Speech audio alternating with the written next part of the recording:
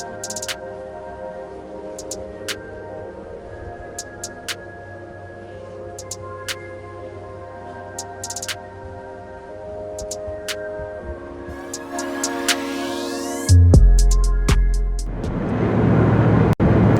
guys, Kyler here with Hornbaker Acres, telling you what you need to know about the bees we love. So it is August 22nd, 2020, and in Arizona that means we are in the high temperatures. Right now it's only 104, and the reason why I say it's only 104, if you're not from Arizona, that's actually not bad right now. As of recent, we've been hitting 115 pretty regularly, so not too terrible today. But with these high temperatures, especially here in the desert, that makes water even more valuable to all living creatures, and bees are no exception. So today I want to discuss a couple different topics. One topic is, obviously, as a beekeeper, the importance and the methods for providing your bees with a reliable and clean source of water. The other topic that I'm actually wanting to kind of discuss first is that of preventing bees from going to a specific water source. And the reason why that topic comes up is, especially this time of year, I get a lot of calls from potential clients with concerns of bees in their pool or in their water fountain or in their bird bath, their horse's water trough, whatever it may be, their dog's water bowl outside. And yeah, bees are going to take advantage of any water source that they can find. Again, especially here in the desert when it's so darn hot, and because that water source is so valuable to them. But even with that, there's still ways to deter them. Now, one thing that you have to keep in mind is, because when I get these phone calls, most of those potential clients believe that now, because they have all this new activity around these water sources, that they have a colony that must have moved in nearby. One thing we have to keep in mind is that bees travel on average between 2 and 3 miles from their home to seek out water and food sources. Now, one thing I've noticed, especially in the desert during the summer, bees won't travel near as far, especially when there's a source close to them. It's a lot of energy for a bee. I mean, could you imagine traveling 2 or 3 miles to go get a little bit of water? Simply put, they don't travel near as far.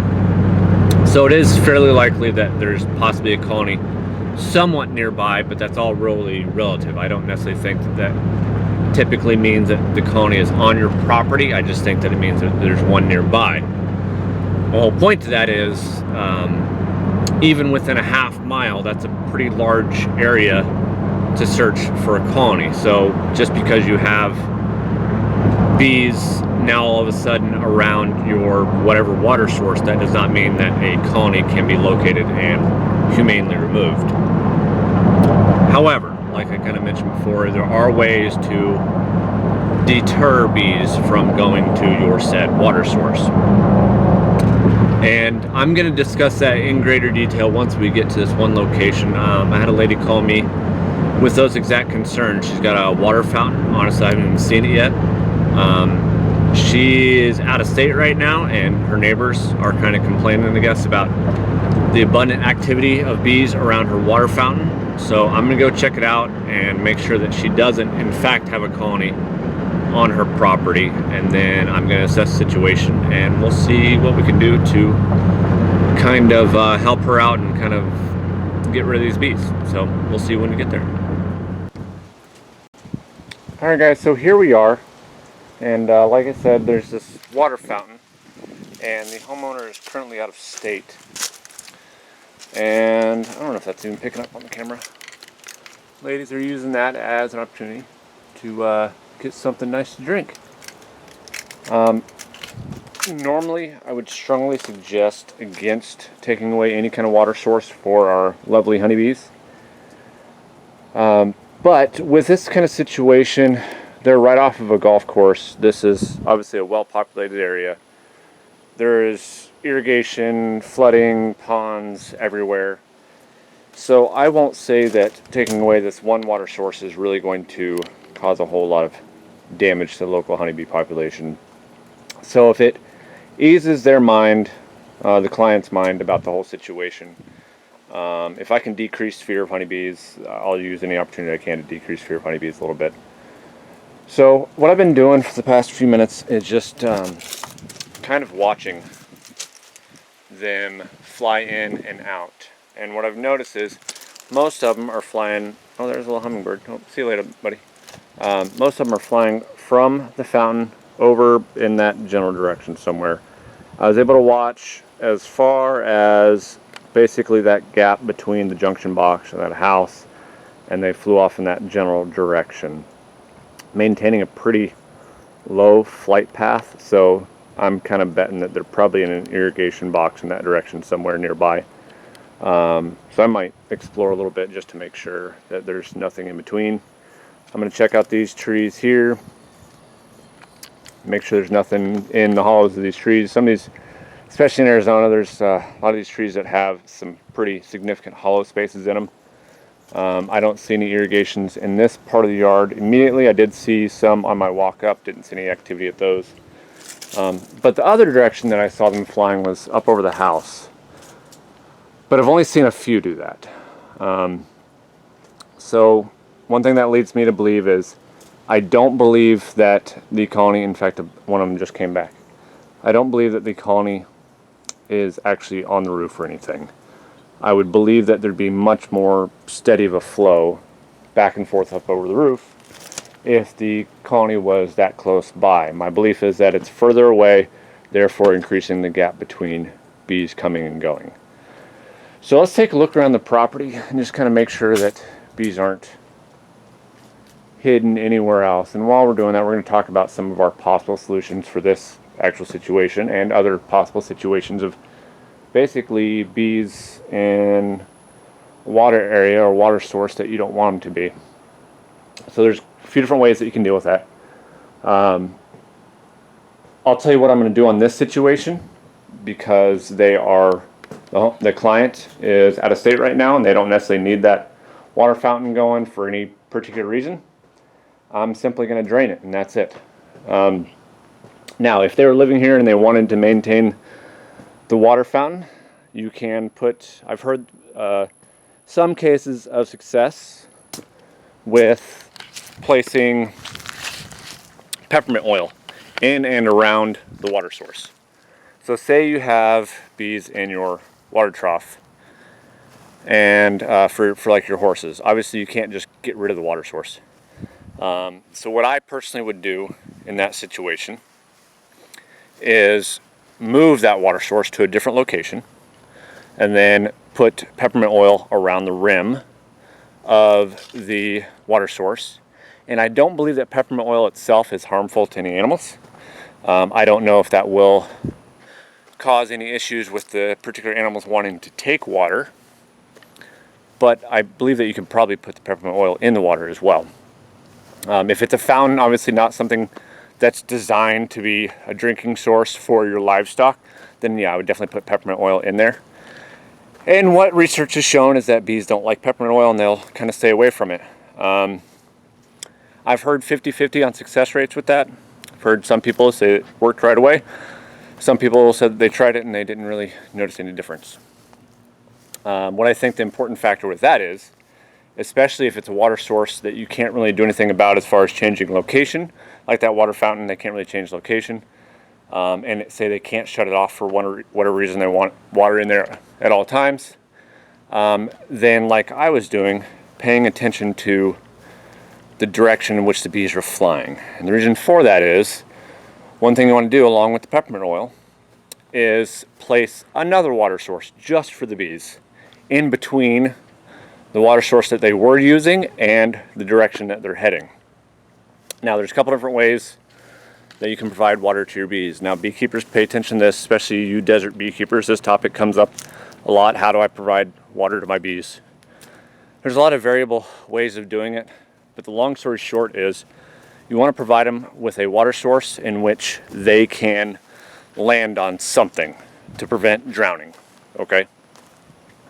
And what I mean by that is it could be as simple as you know, the bottom section of a 5-gallon bucket, you know, that size of a dish, with various size rocks in it. So that way, as the water level decreases, the bees can, you know, land on the rocks and crawl down in and get to the water source.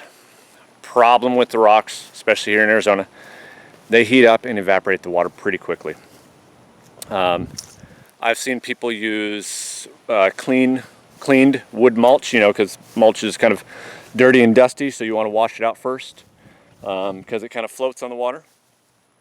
I've seen people with just a board dipped down into the water kind of at an angle, so that way it goes into the water level, and as the water level goes down, the board is slanted so the bees can continue to use it and land on it.